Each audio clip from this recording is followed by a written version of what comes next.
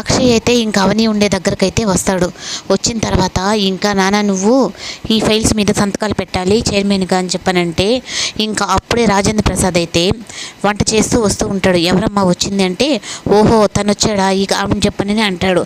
అప్పుడు అక్షయ్ కాగితాలు అయితే ఇచ్చిన తర్వాత అసలుకి మీకు నాకు ఏ సంబంధం ఉందని వచ్చి నన్ను కాగితాల మీద సంతకాలు పెట్టంటున్నావు అని చెప్పనంటే నాన్న ఆ కోట్లలో ఆస్తి నష్టం వస్తుందని చెప్పంటే పోతే పోని నా కోడల దగ్గరే నేను ఉంటా, అసలు సంతకాలు కాదు కదా వాళ్ళకి అదే చెప్పు, కోట్లు పోతే పోయింది, నా భార్యని నేను వదిలేశాను అందుకే మా నాన్న అక్కడ పోయి చేరున్నాడు అని చెప్పని అదే చెప్పు, నిజమే చెప్పు, అప్పుడు నువ్వు మీ అమ్మ చాలా హ్యాపీగా ఉండొచ్చు అని చెప్పానంటే ఇంకా అది మనసులో పెట్టుకొని అవని దగ్గరికి అయితే వెళ్తాడు.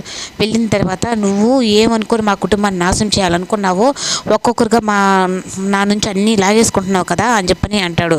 ఇంకా స్కూల్ దగ్గర అవని వచ్చేటప్పటికి ఇంకా ఆరాధన తీసుకెళ్ళడానికి ఇంకా అక్షయ్ కూడా అయితే వచ్చిన తర్వాత నా కూతురు ఇక్కడ ఉంటేనే కదా నీకు చెప్పింది కోర్టు, అదే నేను దూరంగా తీసుకొని వెళ్ళిపోతే ఎక్కడున్నానో కూడా తెలియకపోతే అప్పుడు ఏం చేస్తావని చెప్పని ఇంకా ఆరాధ్య అయితే నాతో మాట్లాడేసి వస్తానమ్మా అని చెప్పి అనేటప్పటికి ఇంకా ఆరాధ్యని అయితే నీకు ఇప్పుడే వస్తాము అని చెప్పని తీసుకొని ఇంకా వెళ్ళిపోతాడు.